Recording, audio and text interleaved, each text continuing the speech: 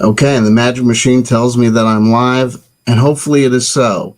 Folks, this is a video that would have been great for document cam. But unfortunately, I'm in a position where I had X amount of time that I knew that I wanted to achieve this goal of coming back and making more content here on the TTRPG channel and rushing around looking for the document cam. Of course, I can't find it. And so I just say, look, the perfect is the enemy of the good. Tippy-teo-tig. The perfect is the enemy of the good. We'll just deal with it. Skorne. It is an what I'm going to call an FKR style tabletop RPG. I put the links in the description box below for the itch.io page for Skorne, which is kind of like a band camp for TTRPGs is the easiest way to explain it. Very cool site, very cool thing going on there. You can get these rules, I think, for pay what you want. For $3 you get this, and I think some ongoing errata that the author Sam Dobler, I'm going to pronounce it Dobler because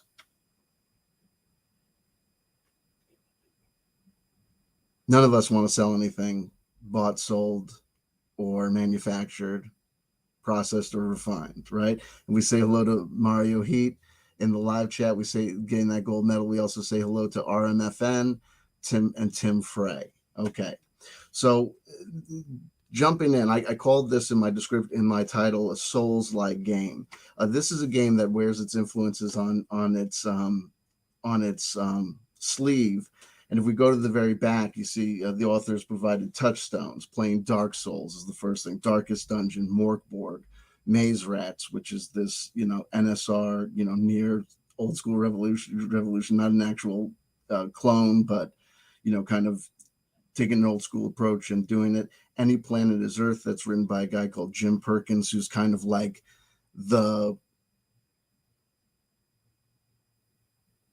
Johnny Bravo of the FKR Renaissance Revival. FKR stands for Free Kriegspiel Renaissance or Revival. This is going back to what some people call ancient rules RPG playing, where basically the DM, the dungeon master, the game master, however you want to define it. Mario Heat, I see you representing on Twitch. Thank you. Much love. Much love. It's the rules are not what's primary. It's playing the world, not rules, is the kind of one of the taglines of the kind of FKR movement. And so you'll see, a gross lowering of fidelity of the rules for rolls, like when you roll dice. And usually the kind of the touchstone is that most things are just going to happen and occur based on the narrative description of the actions by the player characters, and the dungeon master, for want of a better word, or controller in this case, Skorne, being, running the game and facilitating the game as a referee, and not necessarily appealing to a set standard of rules like Dungeons and Dragons 5th edition, but rather on the fly kind of determining whether or not this is something that the character within their capabilities is going to be able to do without a roll, or whether or not there's some issue of challenge that requires some sort of determination. And usually the standard is 2d6. The game master rolls 2d6. I got 4. The player character rolls 2d6. They got an 8, and would roll, add any additional modifiers. Usually these FKR style rule sets, the degree that they define character creation at all, usually has things breaking down to things will either be, simple pluses, +1, +2 to a roll, or deductions, penalties, -2 to a roll based on heavy armor or something else. But it's all really kind of context specific, and there's not really this sort of notion of inviting the rules lawyer to play, because it's really like you have to trust that the referee is being, fair and balanced with their rulings, and not trying to just, be punitive or punish, but is, trying to facilitate the ongoing role-playing experience for all people at the table or whatever.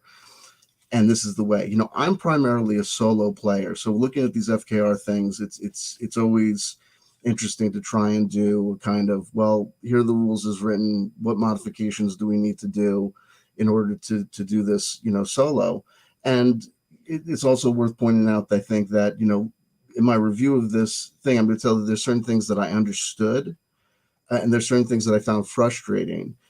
In the description box below, I also put a kind of read through, not review, but just, kind of read through and first blush analysis by a guy called Chris McDowell, who wrote a very popular TTRPG called Into the Odd.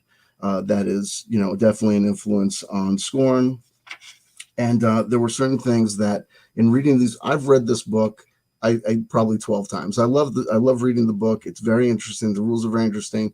There's one aspect of the rules in regards to combat that I think I understand why the author did what they did, kind of philosophically, but I don't necessarily know if if it works, and I don't know whether I'm not understanding how it's supposed to work, or because, I don't have more experiences seeing people play or roll out combat encounters without rules or in an FKR style, that's providing, the problem. But, basically what I'm going to say is that I think that there's something here in the combat mechanics. It's always said that the combat occurs simultaneously, all actions occur in actions, and basically there's a discouragement. It seems like a very active discouragement of using roles in regards to the resolution of combat. That seems problematic to me, because in all the experiences that I've had with, looking at FKR reviews or reading, spending time on the FKR Discord, it seems kind of obvious that it's in combat that these notions of there being, disagreements of ascertaining what's going to happen or what's not going to happen, that is the primary context where you would, go to rolling dice to figure things out. There's a description of combat in here, a combat encounter, that has someone doing a dexterity roll to get behind an enemy, but then all of a sudden this thing of no rules for combat kind of takes over. And so, because there's nothing that really tells you how encounters are initiated or how initiative works, or, what the context of handling that in the FKR approach that's being used here, how that would work out. And it's kind of hard for me to understand. In his review, Chris McDowell says, it took me a while I read through this several times. It took me a while to get it. And my question is whether or not, when people are reading this thing, if they're all getting the same thing, or if because reading this over and over again, especially thinking of the context of how we would do this in solo play without a Skorne player, I certainly have ideas about how it will work, and certainly how ideas about how I would achieve it, whether in a solo context or running it with as a referee for friends. But still, there's nothing that makes me kind of know that the way that I'm getting it, or the way that I would understand how it would work or could work, is the way that Sam Dobler, who wrote Skorne, intends it to be. And it may be the case of, when we're trying to describe things that are kind of abstract or subjective, sometimes we do our best and it's not communicated as clearly as possible. So it might be a chance for maybe, if Sam Dobler ever sees this, they could, reach out. Maybe we could have a conversation about, like, well, how's this? Okay, take me through it. Take me through, or referee me through a small encounter. Let me know. Let me see how you do it, so I can understand whether or not the way you do it works, or whether or not I could say, okay, well, having seen that it really was the way that I would do it, it makes sense, or whatever. Another thing is that, like I said, laying out kind of what an FKR style rule set usually entails, or what the kind of FKR mentality has come to kind of be understood. It's this referee really needs to be trusted, highly trusted. And you need to know that the rulings aren't arbitrary, or they're not just punitive. They're not just trying to punish the players. They're actually trying to do something. But here's an issue. So a lot of these things that come up in this game, I think, were there, kind of like philosophically. It's a philosophical argument about how the game should be played, but I don't know how it works. Okay, here's the preface. One player is Skorne, the Devil Prince, commander of demon rulers and their armies. This is actually the DM. The other players are renegades, part of mankind's insurrection against the darkness that reigns. Overthrow the evil tyrants. Tyrants are different than Skorne. Tyrants are like the bosses. Free chained captives, fight to the last man. To play, bring these rules. So look, so you have Skorne, the dungeon master, who, in opposition to all the kind of TTRPG bedrocks and golden rules that we've heard since the days of Gary Gygax and Dave Arneson, Here we have a referee that's going to be placed in a specifically adversarial role to the players, which is fine. And like I said, it's interesting philosophically, but I don't know how that necessarily will always work if you're doing an FKR rules light approach, because how do you know when you're being arbitrary or not arbitrary, or when you're just, trying to move the narrative in a certain direction or whatever? I think it becomes, kind of an interesting idea, but I don't know how it will be executed. Also, we're not giving any like kind of stats for how a Skorne would be produced in opposition to tyrants. We're just told at the end that the Skorne is going to control any tyrants that are not already defeated. Well, it's just, like I said, it's just a lot of, well, then you're specifically putting the referee at some point, at some titular moment, as the specific adversarial person. And it's like, if you play, these one against many, computer games like Friday the 13th, where one player is Jason and the other players are the people trying to escape, or where one player is this, huge monster in some games, and everyone else is, interacting with them. That's one thing if we've got rules and mechanics and we know that players are playing by some sort. But when we're dealing with an FKR style rule set where it's just, kind of a lot of arbitrary rulings by the dungeon master, you're now placing the dungeon master in some sort of role. I mean, it's interesting to me. Like I said, it sounds like it's more of an idea that is like awesome on paper and brings forth an idea and a topic that we can discuss in TTRPGs and specifically in the FKR world. But I don't know how it's going to work, right? Realistically, I think it's a great idea, but it is whatever. To bring these rules: scratch paper, writing instruments, and at least two six-sided dice. 2d6. These rules will be marked up during play if not outright destroyed. Says who?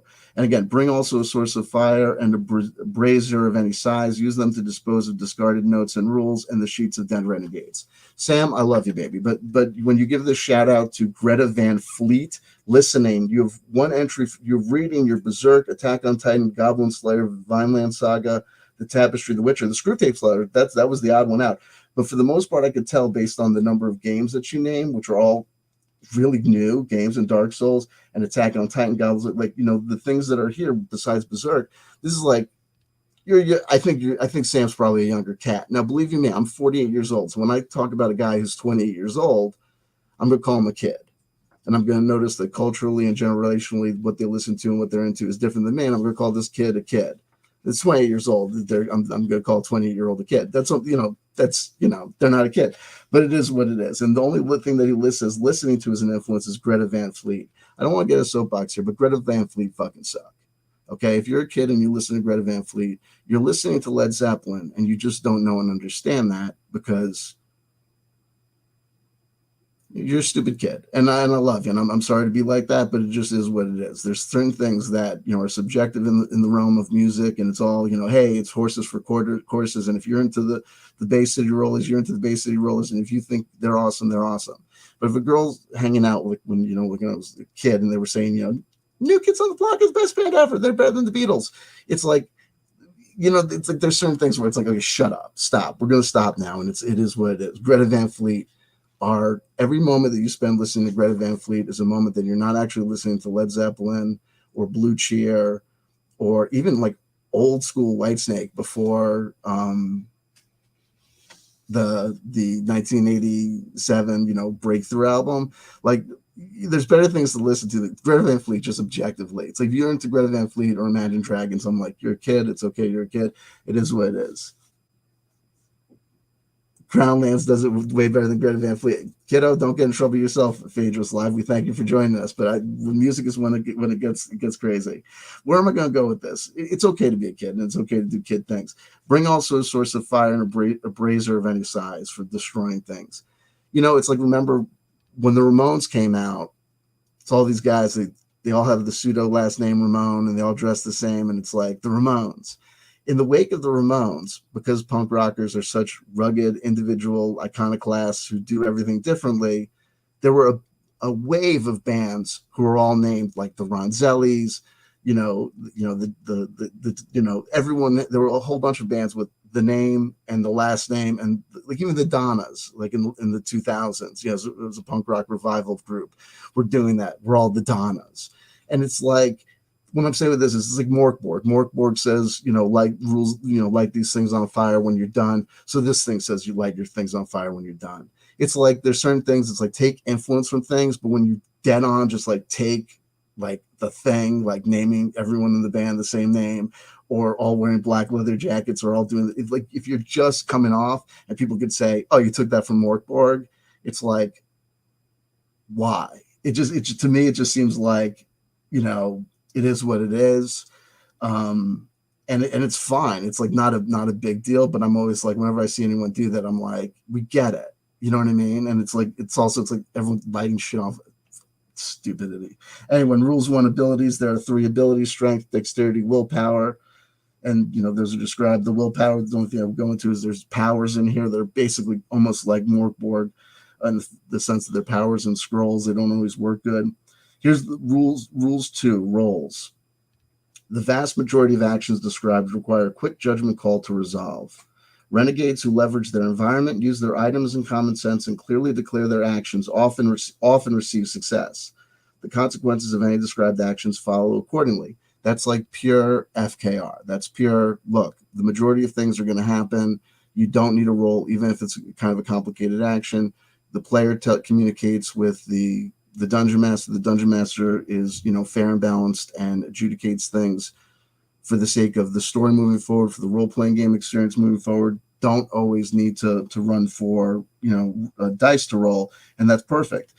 When a renegade takes an uncertain action, Skorne rolls. If the action is against another character, add the appropriate ability of that opponent. That Skorne is the dungeon master in this game. The player then rolls 2d6 and adds the appropriate ability, whatever their modifier is for the roll, whether it's a roll relating to strength, dexterity, or willpower. And basically, if the player rolls higher, they pass. If Skorne rolls higher, something nefarious comes to pass. If tied, do both or roll again. Again, we are in the FKR mindset. We are in the FKR world. Rules 3, violence. And this is where there are 2 things. In rules 3, violence, and then also in the section that is just for Skorne, there's a section called violence. And reading these things, it's kind of understood that in combat, we're not rolling. And like I said, I'll just read through it. Rules 3, violence. All actions are taken simultaneously. Damage is dealt in hits. 1 hit for simple weapons, 2 for martial weapons, 3 for devastating weapons, 4 for deadly weapons. Damage is instant, no roll required. Okay, no roll for damage and simplified damage mechanics. We can see this in the Cypher system, and we can see this in a lot of FKR games. I'm with you so far.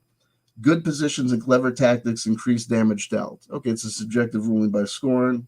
Renegades have hits equal to 6 plus their strength. Armor provides 1 additional hit to the wearer, but is a bulky item. Shields also provide 1 additional hit, but require 1 hand to use. Now, that's armor. If you get to the section on this game, it's one of those games like Morkborg. You have to read the entire book, and you kind of almost have to pull out the rules from the entire book, because here on the reward section, you have a D66 table for generating, rewards and things. And here's where the only place in the game where you can kind of get a kind of like price list for items. And we see that we have here, and we also have some more indication of what constitutes a martial weapon versus what constitutes a simple weapon, which is a knife, a sling, a club. But a martial weapon is described as a great axe, halberd, or spear. Those are just examples, but it's like I have a character with a flail. It's a kind of hard to tell, where that would go. Also, the prices are, depending on your point of view, are kind of like, I don't know if this was really kind of like play tested out, or if we really thought about it, because there's a lot of things that are just like, depending on what it is, it's like everything is either 10 gold crowns or like 1,000, and it's very hard to kind of get a feel for how things would work out in between. You have tools and things, but like I said, so you'd have to read this reward section to kind of pull out more things. But you see here they have a listing for heavy armor that's plus 2 hits that they estimate is costing around 400 gold crowns. Does that mean that regular armor that takes 1 hit is only going to cost 200? It really, I guess it would depend. There's no entry for rolling up and finding simple armor. Also, clothing is listed as 30 gold crowns per item, but I mean, it's kind of hard to kind of, but like nothing is perfect. And if you, and this is like a 28-page rule set. I don't mean to be, pedantic or, overstating things, but it's just one of those games where when I started taking notes, I realized I was taking notes and pulling out rules, like I said, that I had to find, elsewhere in the book. They weren't just under the section called, violence, or they weren't under the section, that was kind of addressing combat specifically. It's nitpicks if you want, but if you're trying to get into it and you're trying to understand it, you might be left, scratching your head and wondering, is this a problem in communication? Is this a problem in that I'm looking for things that aren't there, that this is all supposed to be subjective, and this is really going to all come down to, player and game master, resolution through communication, or something else. When a character is out of hits, they're incapacitated. If they go below 0 hits, they are slain. When a renegade dies, do not linger, but instead call forth a new determined soul. Humans recover 1 hit after a night or day of resting. Meals help recover an additional hit. That means if you took like a hit from a monster, even if you took a hit and like ejected and got 3 points of 3 hits, you would need 3 days of sleep to get back to your normal fighting strength, or if you didn't eat a meal. It's tough. That would be like a very kind of tough thing to do. And it is what it is. People carry as much as makes sense, but carrying 3 bulky items will hinder them. We're told that armor, and I guess by extension, heavy armor is a bulky item. Is a Zweihander a bulky item? I would assume. But then, if you got a guy with armor, shield, and a weapon, I don't know how to define any of those as non-bulky items, then you're already, kind of at a disadvantage, which is fine philosophically from a game point of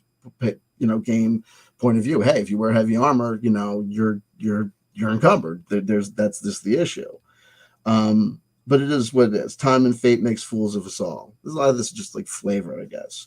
Rules for magic. Magic is corruption. I think that's an interesting thing in the game. You can also see there is, when we get to character creation, there are this table, this kind of into the odd style table, and you'll see that based on what the cumulative rank of your ability scores are, you'll figure out if you're where on which one of these columns you're going to roll, and you're going to roll a 6-sided dice and then get one of these packages. So for example, I generated a character that had a strength of 6, which resulted in no modifier, a dexterity of 3, which was a -2, and willpower was a 9 +1.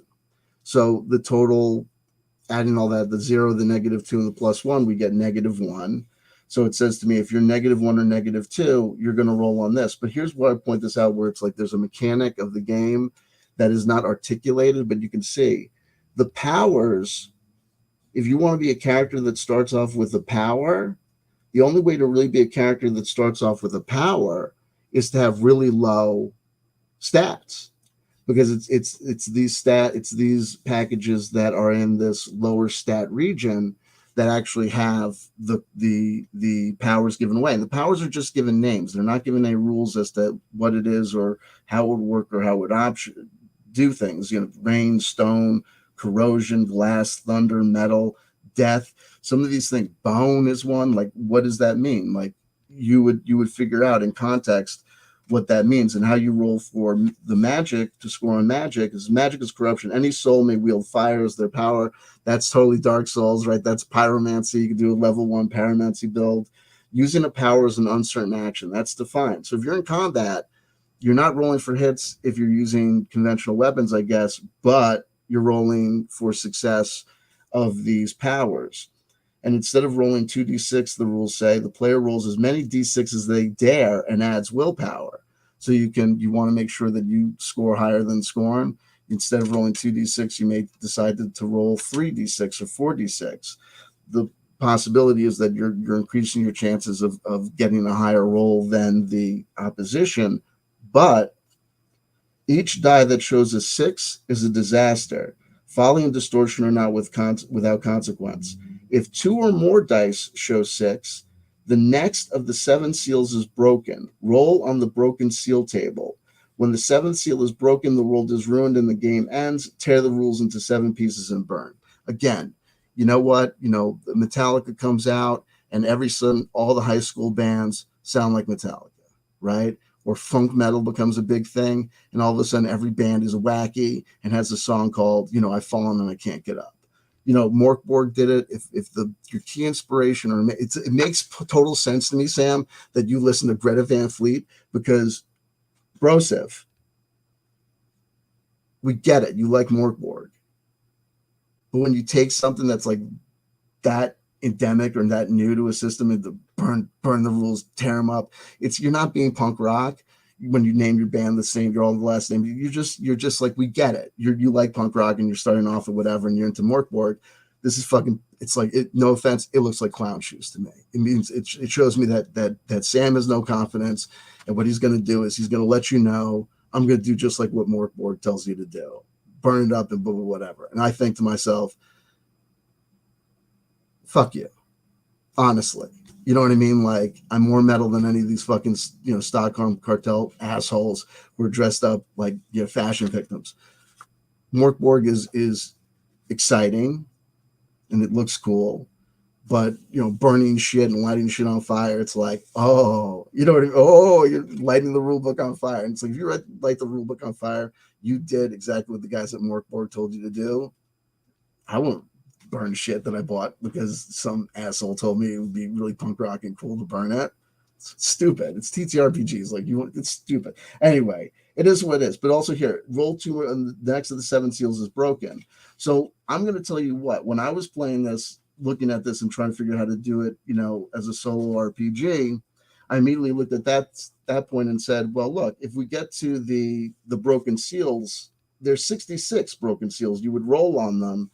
But it's like, do you not know what the 7 seals are before you roll on them? And then you got 7 random seals. I mean, in Morkborg, you're kind of told, like, here's the narrative, here's the story. And if these negative consequences occur and you burn off one of the 7 seals is broken, and we already know in advance what the 7 seals are, then even if like a random one gets broken, you still kind of have the narrative influence of what is going to possibly happen. How are these disasters going to spell out? Now, it could be exciting to say to be in a world where you say that there are 7 seals, and if these 7 seals are broken, the world ends. What are they? We don't even know. You know what I mean? And it's not like they're not without flavor or awesomeness. What I decided I was going to do was I was going to generate the 7 seals, either have one seal broken off and then roll for the six remaining seals, and then say every time a disaster happens, one of these seals get broken, because then you'd have a kind of, in advance, you kind of see what the world of this particular instance or iteration of Skorne is. This is going to happen, and then this could possibly happen, and then this could possibly happen. But just knowing that there's 66 seals, and once 7 of them get broken, then something happens. I don't know which would be the more satisfying experience for you or your table. You'll decide. But I point that out that, look, you're doing something and you're putting in a broken seal table, but you're not really kind of telling us how that would work kind of, with the overall mechanics, when the rules are, the description of the disasters can be, extremely, pertinent and make sense or have context, or some of them are kind of like, like obscure. It is what it is. And like I said, this is not meant to tear this thing apart. It's meant to say that it's just something that I noticed in there, which I think may be inevitable when you're dealing with rules light systems or communicating things in a brief package versus like a 5e player's handbook. I'm keeping an eye on the time because I got to make sure that I stop in about 21 minutes. Rules 5 is the Apocryphon. Here's the following passage as an example of session underway. It has no direct bearing on your game. I'm not going to read it out to you, but I will tell you this: reading it out, it did not answer my questions about unpredictable events during combat and how they're resolved with or without a roll. It kind of just brought it more out to the table to me. But I don't think anything is going to be too terrible. I think you're just going to end up making kind of where, in like anything, where if you're dealing with any rules light system and you counter an issue or a factor that is going to come up all the time, but you don't jive with it or you don't think it works, change it. So it's very likely that I'm going to tell you how I would change combat to basically just say things, you just need to have more things defined. Rule 6, creation, in my opinion. In the beginning, give your renegade a name, although it will not save them. Names have power. Older names have even more power. I'm not going to touch on that. Roll 2d6 for each of the 3 abilities. A result of 2 or 3 subtracts 2. 4 or 5 subtracts 1. 6 to 8 is nothing. 9 or 10 adds 1. 11 or more adds 2. That's kind of an abstract way to describe a modifier table.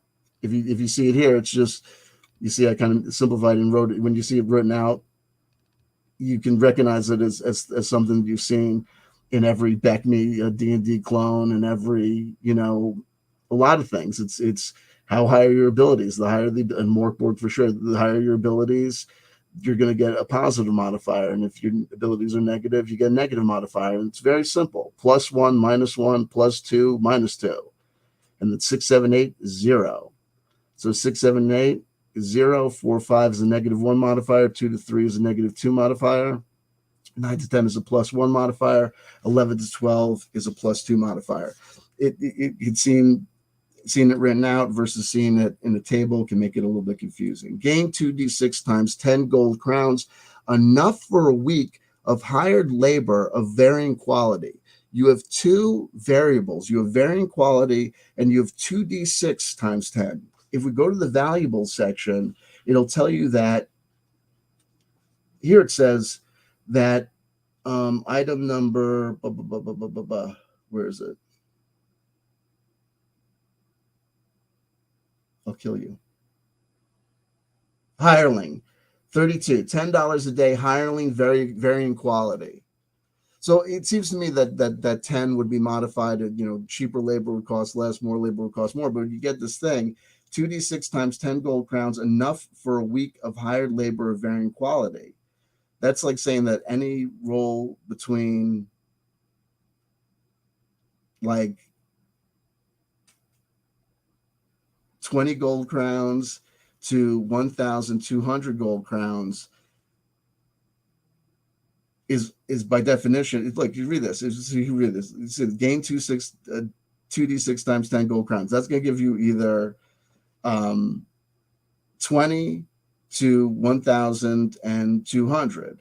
So if you read, you will gain between 20 and 1,200 gold crowns, enough for a week of hired labor of varying quality. That's like a what? Like that's like, it's like, you mean that you could hire some people for 20 gold crowns, and other people are going to need 1,200 gold crowns for a week? And like I said, if we're already told that 10 gold crowns is a hireling for a day, how long is the week? I mean, do weeks have variable time, or some weeks 2 days long and some weeks are 12 days long? I don't mean to be pedantic, but that's fucking, look, I read English, and it's, if I'm trying to understand a rules light system, I think at some basic point I have to say, yeah, the baseline for calling it a comprehensive system is if I read it in plain English, does it make sense or does it not make sense? That doesn't make sense as written. You would have to understand 10 gold crowns a day for a hireling as being the median that goes up and down. So I guess Skorne's going to figure that out. Okay, I mean, it is what it is. And like I said, I think you would just be cured if you just took away that enough for a week of hired labor of varying quality. That's what falsifies the statement. If you just gain 2d6 times 10 gold crowns, well, then you have a determination for starting wealth. Okay, then we're back on the page. Go to the next page, add the abilities together and find which roll to roll on. We talked about this. This is the into the odd style, package system of giving people equipment and stuff. You roll 1d6 to find the column and take that renegade package. Mark the package as used. Okay. If another renegade has taken that package, means you've got a package that someone already took. Take the next unused package to the left, and so on. It even says if you get to the left and can't go on, you go to the next one up and to the right, which is fun. So we know how we're going to get the packages. If a player rolls and is unable to get an unused package, there is no one left alive. Humanity is lost and the game ends. Burn the rules and the world is consumed. I'm not going to harp on the burning the rules thing, but I understand. Part of what I think is cool about Morkborg is this notion that independent of player character actions or independent of DM decision making, that there could be a finite end state that kind of comes up on everybody. That's like an apocalypse that comes up on everybody that just kind of ends the game. And I think that that's an okay, a good system to play around with and have. I have no problem with that. And I think that is kind of clearly communicated. Sometimes I had trouble to say with, well, it's like if these three got taken and then you're supposed to take this one and you can't one because there's nothing to the right or up, this one being the last entry, the last package, then I guess you could have something. But look, you have a 6x7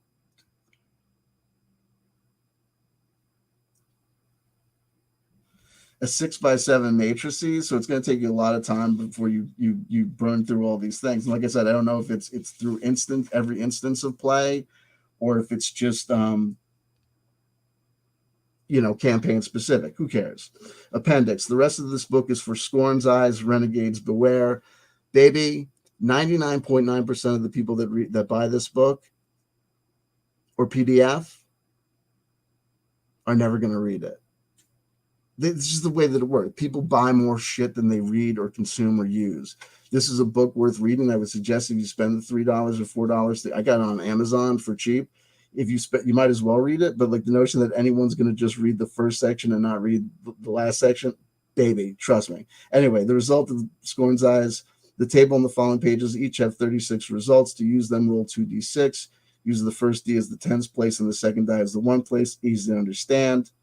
Match with the entry in that row. For example, rolling 3 and 4 on the broken seal table on the next page refers to flooding. That's entry number 34. Flooding. High waters force pilgrims to even higher grounds. You got to work with that. Bold entries are found in other tables because some of these will result in either a transformation or a power. That I think is a cool kind of thing that they have going on. You don't level up in this game. You are changed and transformed by the world through your experiences with it. Here we get to the next page, preparation. Start the game with the renegades in a tyrant's domain. The tyrants are like the boss battles of this thing. So everything is going to be kind of geared towards starting off with these tyrants, identifying these tyrants and trying to overthrow them and overthrow Skorne. Establish threats and obstacles that stand in the renegade's way. Present rewards with a cost in a high-risk situation. Present opportunities to increase the capabilities of the renegades. Every prepared encounter of monsters, people, tyrants, or anything else should be high impact and able to give renegades a scar, transformation, or power.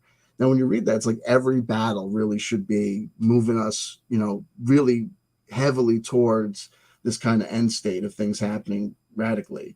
Each moment of the game should reveal the flavor of the world and give it life.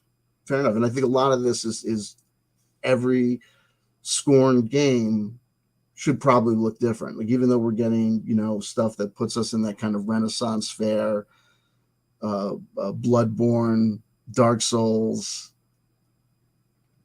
it's this generic ancient past of some sort of quasi-European flavor, but then some people have guns. Do you know what I mean? It's like, or more technology. I think that, it'd be easy to kind of freak this and take it in one way direction or another and not necessarily have it all be in this kind of situated world where everything is like of this time period or this instance. While you may start with a prepared situation, do not prepare a plot or a story. Again, this is like sandbox RPG play, old school RPG play. No problem with it. After the first session, prepare more tyrants, expanding the roster of powerful enemies. See tyrants for further creation details, inspiration, procedures, and examples. If you want a shorter campaign, simply start the game with some renegade packages already used, a few seals already broken, and fewer tyrants. Be sure to illustrate just how dire things have become up to that point. I will tell you, in generating using this tyrants table for figuring out their domain, the situation, or the injustice, you can kind of come up with some kind of contradictory results that either would make you want to re-roll or just find some narrative tale telling. We say hello also to Bucky. There you go, Bucky saying hello to us. All right. And I'm micro RPG fans and RPG and CW fans in general. Thank you, Bucky. There you go. Golden Coin 100 joining us as well on Twitch. Thank you, Golden Coin 100. May all your coins be golden. The golden shower. They always want to talk about the golden shower. That was one thing I was very upset about. You can't say that I want to be peed on or I want to pee on other people. That's my Donald Trump. True story. That's almost that's a paraphrase, but not by much. Anyway, but what I got was I got this guy. The domain was the council building. The situation was a robbery, and the injustice witnessed was intimidation. And then I got for his concept that he was a commoner. An aspect of was leech, and an asset was a noble house. Well, he's a commoner, but he's from a noble house, and there was a robbery, but that were taking place in a council house. I thought to myself, we've gone in there because there's someone that's stealing money from the poor. There's a noble that the tyrant of this particular situation I'm describing is a person who's imitating as if they want or need something from the state, like they're poverty stricken. So they're taking all this donations and resources from the council or whatever. But the fact of the matter is they're noble from a noble house. And they're leeching. They figured out a way to play this game, and what their powers are going to be or how that's going to work will depend on when I get to them, which I got to go through some enemies first. Play. Be tough but fair. When the Renegades achieve a win, let them have it. But never ever pull your punches. For the game to keep its spine, there must be real challenges to overcome and opportunities to enact clever solutions. I think that's a perfect setup for a DM to not be adversarial, but to try and keep the intensity up. Like if it's like if fatality is a fatality, if you die, you die. Okay, don't pull your punches. But when you're giving us that license to not pull our punches, but you're also telling us that as the DM, we're playing the active role of the biggest bad, Skorne. I'm not pulling my punches. I'm trying to defeat these guys because obviously Skorne wants to live. It just seems like without a rule set that defines, okay, these goals are achieved, these goals are failed. I don't know what you're getting to at the end, other than either deciding that you're going to take this campaign in the direction of you can't beat Skorne, you're dead, or y'all have defeated Skorne, you defeated Sauron, or whatever the case may be. The ring is put into the fucking Dildo Mountain or whatever, and everything's copacetic or whatever for the time being or whatever. Give information. You are the eyes and ears of the Renegades. Answer their questions and ask one back. If they might have misunderstood you, clarify. Treat the world like a real place. Stick to the results. Reward victory. Use the valuable tables when the Renegades succeed a challenge or defeat an encounter. Roll 3 times when they defeat a tyrant. Okay. Evil is real. Play safe. It's a small line about know what the table is and where people's standards are. What people are down with, what they will be able to take on and process, or what's going to make them need to turn the movie off, right? There's a lot of people that are willing to watch Lord of the Rings with you, but if you try and put on, was it Flesh and Blood with Rutger Hauer and the girl from Fast Times at Ridgemont High, a lot of people are going to get to certain scenes and be like, well, no, I'm not interested in watching, the sexual abuse of a minor by Rutger Hauer. It's, not what I'm down for, or whatever the case may be. There's certain people that, and I'm not judging. Like, listen, I've got both those things. I got Fast Times at Ridgemont High and Flesh and Blood on DVD. So you know what I mean? Like, hey, because I love Rutger Hauer.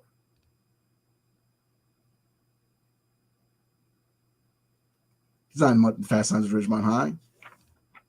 Yes, he is. In disguise. Anyway, telegraph how dangerous the things, how can we increase? Okay, so here's the thing. Violence. In violent conflicts, there are no dice rolled to attack an opponent. Damage is simply dealt. Just by straight math, any player should be able to tell which side will win, the Renegades or their enemies. Well, you'd have to be meta playing. You'd have to be, know what, the different things are. As Skorne, you always want to give your minions the upper hand.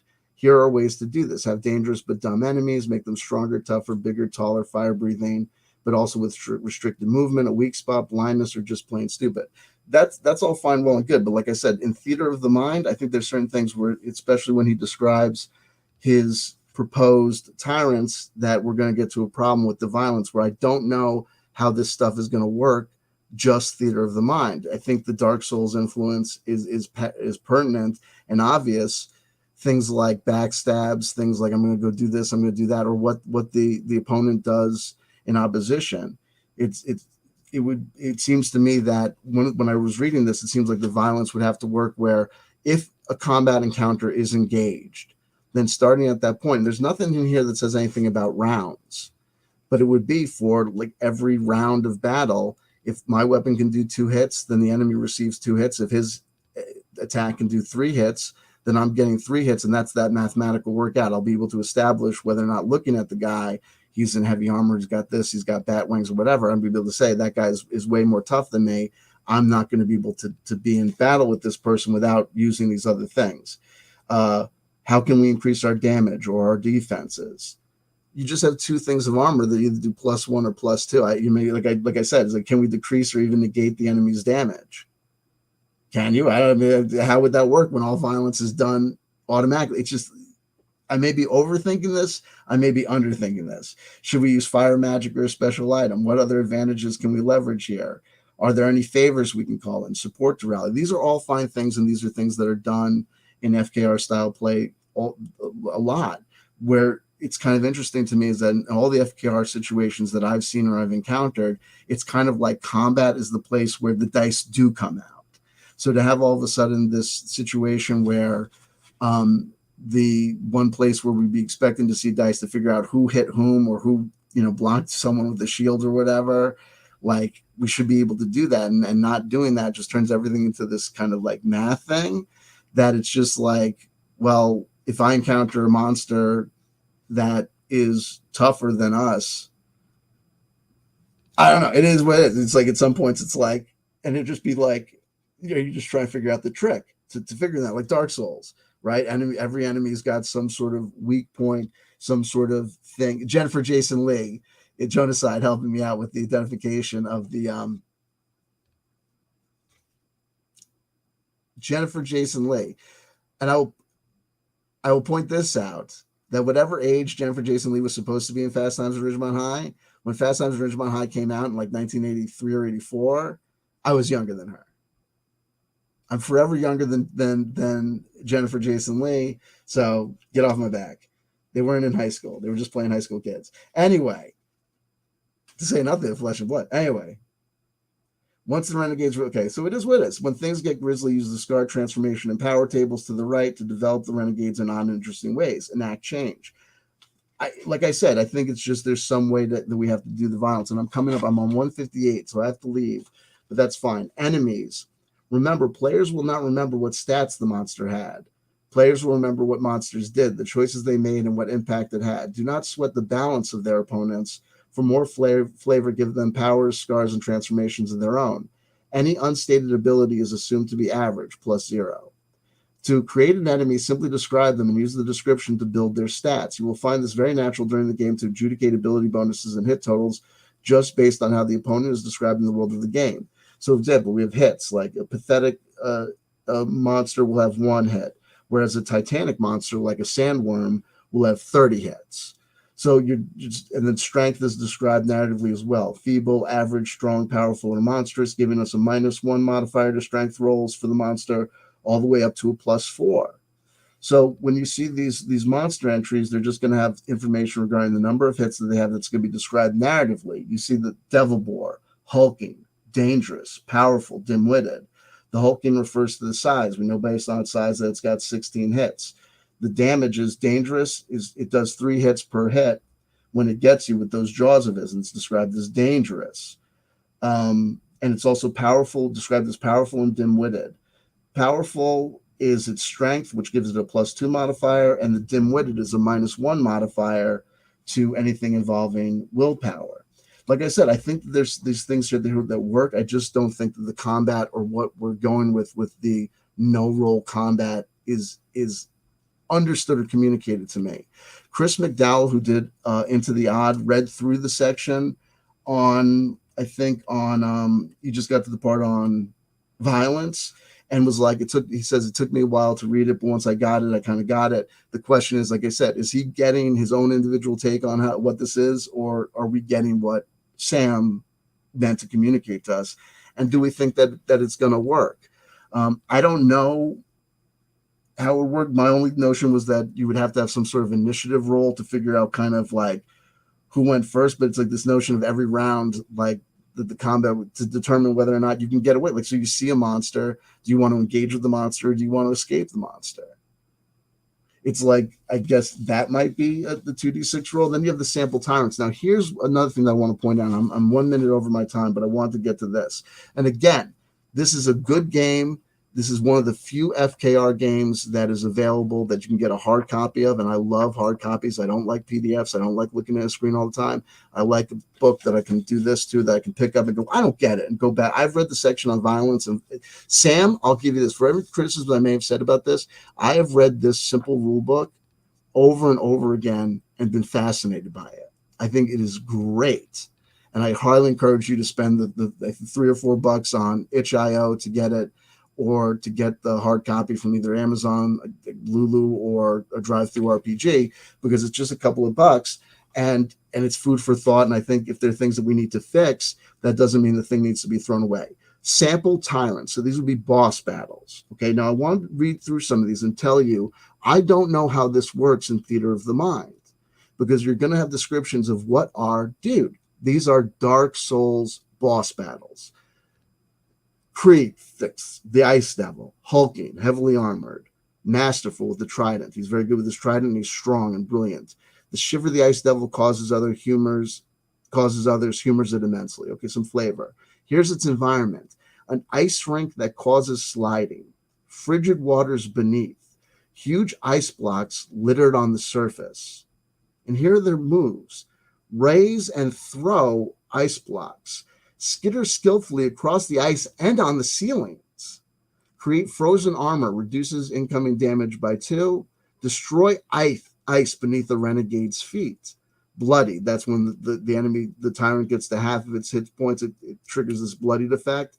Releases chilly gust, knocks down renegades.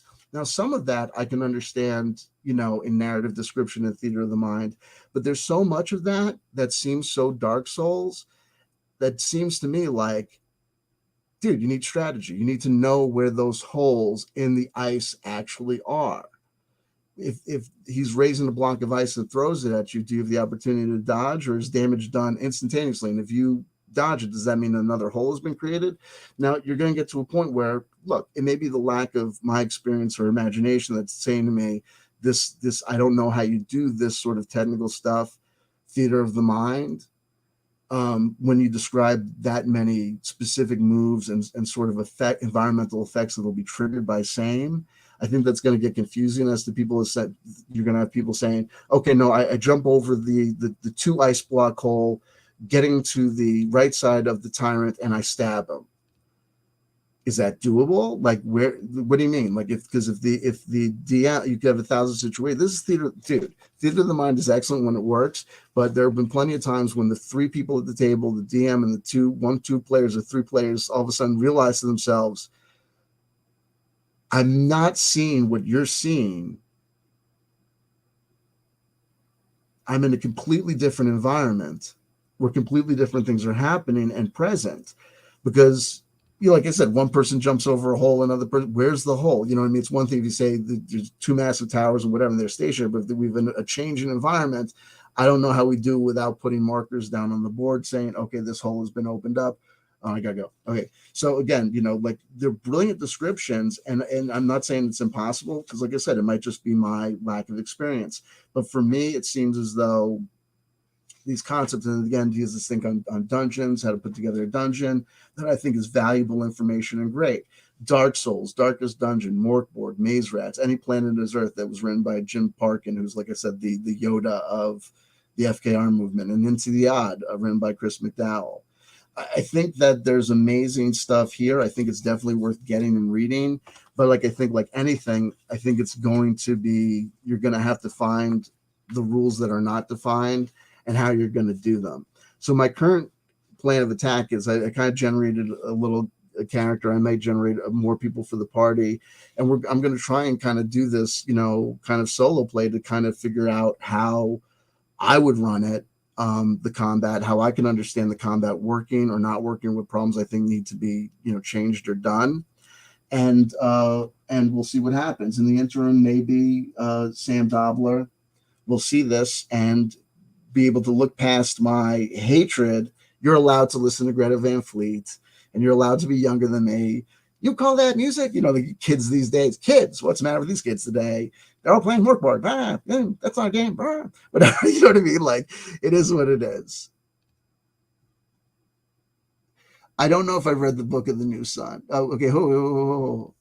Is it Lee? No, Lee. Yeah. You misspelled it. Jason Lee. Jennifer Jason Lee. This is a strange confluence of like the alternative dimension where Jason Lee, famed Scientologist and skater, got together with Jennifer Jason Lee and had a baby, or had a clone. Jennifer Lilly. Oh, here we go. Jonaside. She was 18 in Fast Times and only 5 years older than myself. Hey. They weren't in high school. No spoilers. There you go. Have you read the Book of the New Sun? I don't know. I don't know if I have. Can I come on? But actually, I'm ending right now a Bite-Sized Cobra Vids. I would love to have you on, but I have to go get my kids from school. So unfortunately, I'm going to have to not extend you the invitation, not because of anything other than I got to go. I got to end. But I will do a tarot card pull for us, Sam, and King Cobra JFS. How long before the mead kills him? Yikes. And I think that guy has a King Cobra JFS. We need to look up whether or not there's any sort of psychological or psychiatric sequela identified thing that makes a person not be able to taste what they're eating. Because his capacity to be able to put together by choice flavor combinations that would be I think would be offensive to goats is kind of very interesting. Do another grease. There we go. All right. We've got the 8 of Wands. Things happen and things move quickly. The 8 of Wands is things happening and things moving quickly. May the interest in Skorne move quickly. May people pick up this rule set, take a look at it, tell me what I'm missing, join the conversation. If you like Skorne or know that violence, the combat can work really well, and I've got some sort of mental block about it, let me know. There you go. We got theories. Bucky. Well, alcohol lowers anxiety, so you don't care as much. It's one thing. He's doing it by choice. Mario Heat. We'll see if Josh survives or if his organs adapt and he becomes the ultimate Bucky. Who knows? Here we go, Josh's statistics. And I thought to myself, using the micro chatbook RPG, different thing, we might have to do a King Cobra JFS hack of it, because I think it's doable. I've always kind of felt like he was an 18 con and like 3 to 6 in every other stat. Makes perfect sense, right? Turtle, right? Just internal damage sustained. But I really do have to go, everybody. I love you. Thank you so much. Absolutely. I am down. Trust me, baby. I am down. Bite-sized Cobra Vids, whether it's because you're slick or I'm stupid, I am not done. You know what I mean? We can absolutely, but I gotta go now. Love you. If nobody told you they loved you today, somebody just did. That somebody CW Chanter, for what it's worth, and make of it what you will. I gotta run. Skorne, take a look in the description box below. You'll get to be able to find where you can pick up the PDF immediately, or you can go get it on Amazon if you like hard copy or drive through RPG. I think if you like hard copy like I do, I like hard copy. Buy 10 of these books. Honestly, I have a lot of criticisms and critiques, but man, food for thought. I read this thing a ton. I've spent so much time in this book, which is the mark of a good TTRPG product. Things that I find frustrating. Oh, what is that? Don't understand. Must fix. How do we fix it? And the quest to figure out what other people think about it as well. Okay, gotta run. Love you. Peace.